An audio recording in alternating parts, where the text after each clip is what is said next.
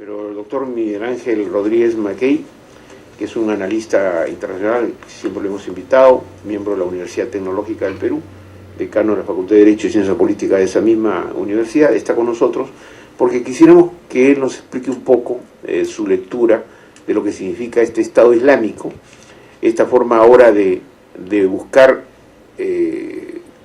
recompensas, porque finalmente no es solo una lucha ideológica, una lucha fanática, fundamentalista y religiosa, sino que además va con un componente delictivo de carácter, ¿no? Porque dice, o nos dan 20 millones de euros, ¿no?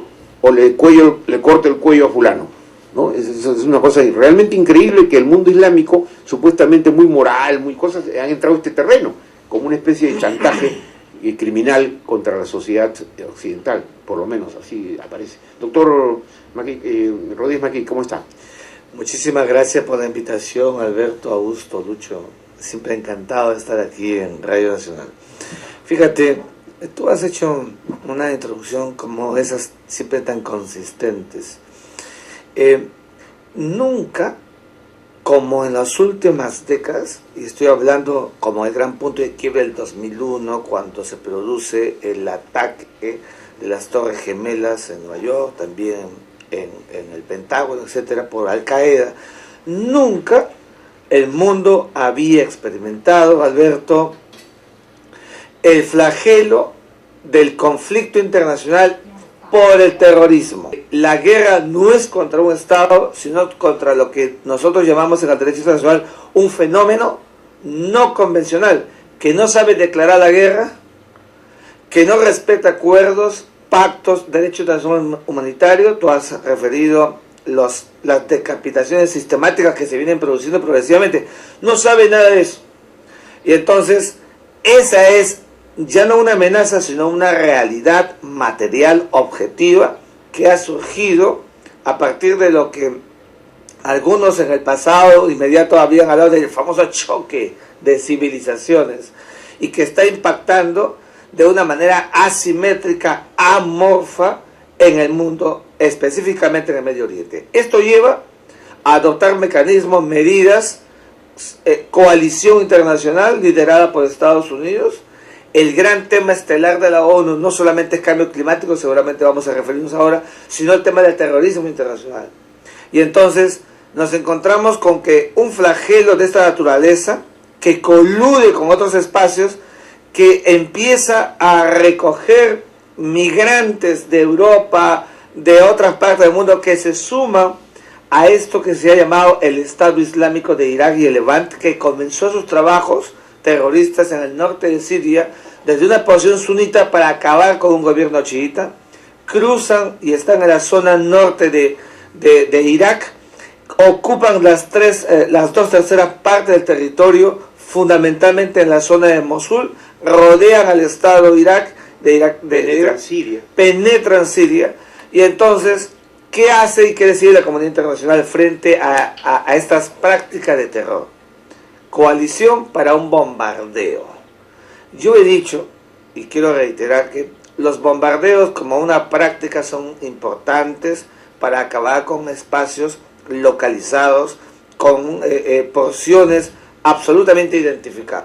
El gran problema que ahora va a enfrentar el mundo es que el terrorismo, como es asimétrico, es disímil, amorfo, no tiene forma, no hay manera de cómo identificarlo rápidamente.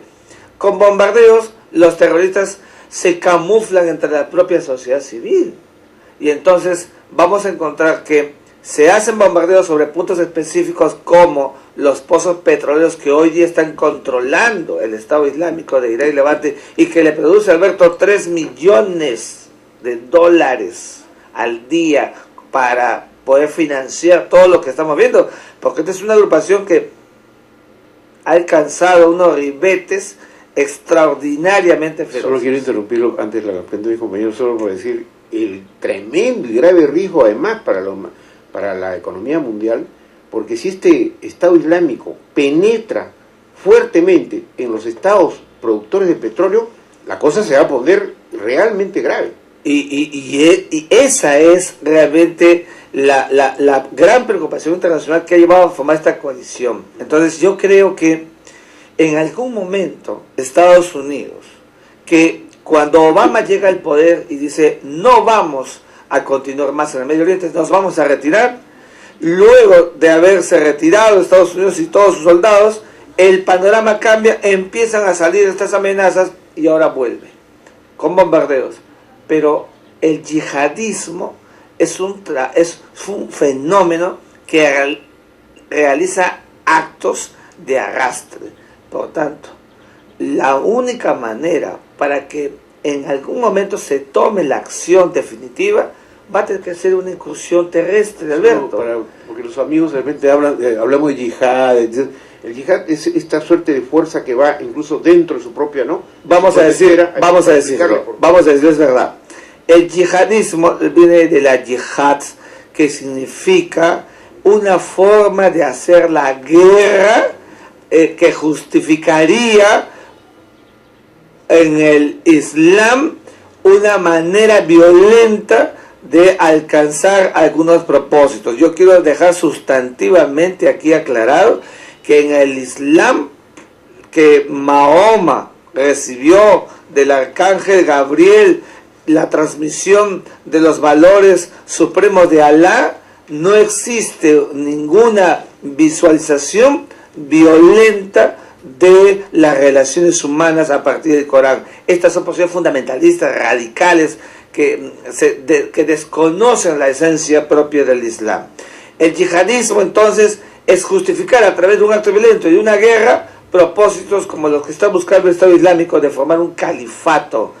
Cuando Mahoma muere, deja antes de hacerlo 4 seguidores importantes, su yerno entre ellos, y estos van a formar los 4 nexos de poder inmediato en la zona de Arabia Saudí, donde se había producido en el 632 la égira de Mahoma cuando huye porque lo quieren matar. Esos son los califatos. Estos califatos hoy, a la luz de la lectura de este grupo terrorista, quieren instalarlo sin importarle el Estado. El Estado ya no importa. No es un asunto Siria-Irak. Es más bien la guerra de la comunidad internacional frente a un fenómeno, ¿no es cierto?, del terrorismo. El terrorismo debe ser combatido por todos los países del mundo. No hay, a la sazón, entre los 40 países, ¿no es cierto?, que están involucrados, ¿no es cierto?, entre ellos lo que habíamos visto en la etapa anterior de enfrentamientos entre estados. Aquí son los estados frente a una entidad no estatal que flagela, que colude a la sociedad internacional, que la amenaza con una práctica de terror y que evidentemente puede desestabilizar el planeta. ¿Cuál es la mayor crisis que yo pueda ver en el camino? Es, por ejemplo, el asunto de Irán. Irán es de los países que ha venido teniendo en el pasado inmediato determinadas prácticas. Recuerden que en algún momento brindó una gran cantidad de armamento al Hamas frente a su lucha contra el Estado de Israel. Irán no participa de la coalición internacional y el presidente de Irán acaba de decir ayer en las Naciones Unidas que los que en algún momento lideraron el surgimiento de extremismos, hoy día no pueden combatirlos. Se está refiriendo a Estados Unidos de América y aquí tuvieron una participación. Entonces, Irán sí es un meollo importante, de un óbice, de un obstáculo importante para el trabajo. Una contingencia respecto a la posibilidad de una tercera guerra mundial. Usted hablaba, y ahí surge precisamente el comentario que hacen los analistas en los Estados Unidos, militares y civiles, que ayer mismo han hecho el análisis sobre esa posibilidad. ¿Por qué? Porque Estado Islámico implica una expansión de una corriente, ¿no es cierto? Es un Estado, o sea, no está hablando de un movimiento yihadista nada más, está hablando de un Estado Islámico contra Estados de Occidente. Desde esa perspectiva sí podría ser un conflicto internacional, porque los islamistas están buscando precisamente que le reconozcan como Estado, ¿me entiendes? Expandido en muchos países, Irán, Irak, Siria, etcétera, etcétera. Ese es el gran problema. Por eso Sí, los analistas hablan que ese es el riesgo de una tercera confrontación. Es verdad, y parte de la estrategia de este grupo terrorista es llamarse Estado, Claro. pero debemos subrayar que todavía hay un camino hacia que ese es el objeto de ellos, porque para constituirse un Estado tienen que tener un territorio bajo dominio, que lo empiezan a tener, una población que esté asociada e identificada con las causas. Hasta ahora hay fenómenos de intimidación colectiva, sumarísimos actos sobre aquellos que se opongan inmediatamente a las reglas del yihadismo, a las reglas del Estado Islámico. Un gobierno central que pueda tener capacidad de negociar con la comunidad internacional. El Estado Islámico lo hace. Pero no está en Naciones Unidas. Y no va a estar en Naciones Unidas. Y no va a estar porque es un grupo terrorista. Y no va a estar porque no pertenece a las reglas del derecho internacional, y quienes están al margen del derecho internacional solamente pueden ser mirados como grupos no convencionales, es decir, grupos amorfos que deterioran el clima de paz internacional y que más bien, en función del principio del mantenimiento de la paz internacional que está consagrado en la Carta de la ONU, en el artículo 1, la comunidad internacional tiene la obligación de aplacarlo. Lo que pasa es que estos aplacamientos, como tú muy bien has dicho, no son fáciles, no lo serán, porque tienen un valor cualitativo en términos de dinámica de poder sustantivos importantes. Tienen dinero, tienen capacidad para poder financiar, cuentan con especialistas, expertos en ingeniería, expertos en medicina para curar enfermos. Están abarcando lo que era impensado para Occidente, un espacio que puede, si no es detenido realmente con estrategia militar, con estrategia psicológica, con estrategia política, pueden impactar y evidentemente, Alberto, cambiar el tablero de la sociedad internacional si acaso no se hace nada al respecto. Militarmente, en este momento se está en la etapa, lo que llaman los militares, ¿no?, la etapa de ablandamiento. Es el bombardeo que precede al ingreso de las tropas. Es Occidente y 5 países árabes contra el Estado Islámico. ¿Hasta qué punto estaríamos en peligro en el mundo cuando todavía no hay el pronunciamiento de Rusia, una gran nación? Tampoco hay el pronunciamiento de la China, otra gran nación. Y claro, Lucho, no la va a ver porque en la sumatoria de todos estos intereses, si se aplaca como que esperamos se aplaque al Estado Islámico de Irak y el Levante, el Estado que va a copar poder, el que va a alcanzar niveles de verdadera ponderación de la dinámica del poder y control, lo más importante que tiene Medio Oriente, que es el petróleo, es Estados Unidos de América. Entonces no va a ser mucha gracia para la China, para Rusia, para la India, ¿no es cierto?, sopesar, coadyuvar a un proceso en el que Estados Unidos tiene evidentemente intereses generales. Yo creo que aquí sí, digamos, más allá de las dinámicas de poder que existen entre los países que me acabo de referir, lo que sí tiene que haber es una acción directa para combatir el terrorismo.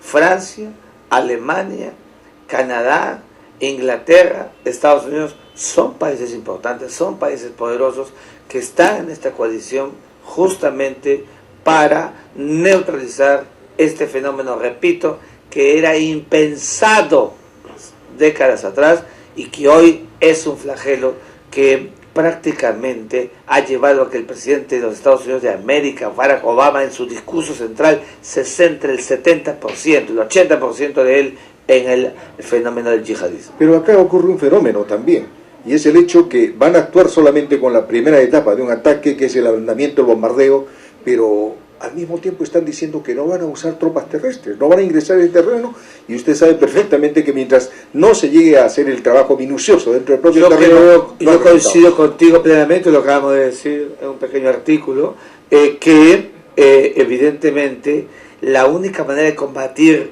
a estos flagelos del terror es con un trabajo de arrastre, un trabajo de infantería, pero eso llegará en su momento, como muy bien has dicho, porque todavía Estados Unidos tiene que, para hacerlo, tendría que superar otra etapa, que es la etapa política interna en los Estados Unidos. Él siempre dijo, me retiro del Medio Oriente y he tenido que volver por el imperio y las propias circunstancias. Ya eso es políticamente una derrota, y no solamente para él, sino para la que podría ser, o sería, o iba a ser la candidata demócrata a la presidencia, Hillary Clinton. Entonces ahí hay también elementos que tienen que enfrentar hacia afuera y en el frente interno de los Estados Unidos el propio presidente Barack Obama. Doctor, antes que nos gane el tiempo, yo me permito cambiar un poco el tema para hablar un poco de la participación del Perú en la 69ª Asamblea General de las Naciones Unidas. El presidente Ollanta ha dicho que el Perú perdería hasta el 20% de su Producto Bruto Interno si no enfrentamos el calentamiento global. Sí, fíjate, el presidente Ollanta Humala en realidad ha dicho varios temas sustantivos importantes, pero como muy bien has dicho, creo que el tema del cambio climático es un tema estelar. Y se ha referido al cambio climático desde una perspectiva realista.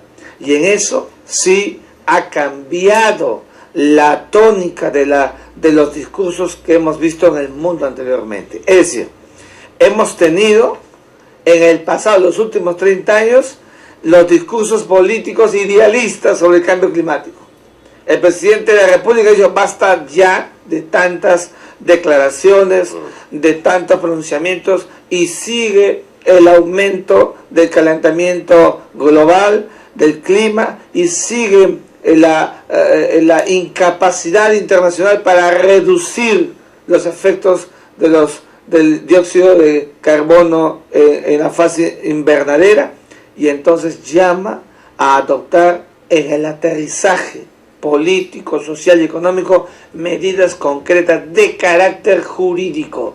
Por eso es que el temperamento del presidente en Nueva York está llevando a que en Lima, en el mes de diciembre, se pueda alcanzar un documento preliminar de carácter jurídico que lleve finalmente a París a la obligación de los países de suscribir, Augusto, un instrumento jurídico de compromiso obligatorio con responsabilidad internacional para que se pueda combatir. ¿Usted cree que se puedan allanar las grandes potencias que son las que justamente están más implicadas? Complejo, difícil, pero Estados Unidos ayer en Nueva York ha firmado una declaración, la declaración de Nueva York, en la que tiene ya un compromiso.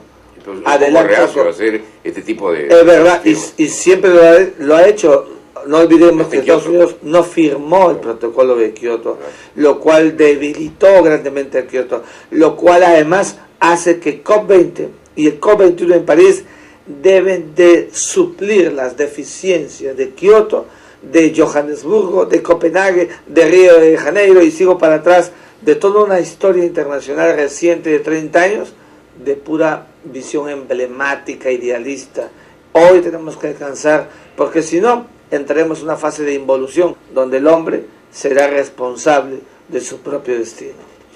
Muy bien, doctor Rodríguez Mackey, siempre es interesantísimo conversar con usted. No, muchas gracias. Le agradecemos su visita a nuestros estudios y hasta cualquier momento. Muy amable, muchas gracias a usted. Amable es usted, más bien. Ha sido el doctor Miguel Ángel Rodríguez Mackey, analista internacional, decano de la Facultad de Derecho, Ciencia Política y Relaciones Internacionales de la Universidad Tecnológica del Perú. 8:27, una pausa y volvemos.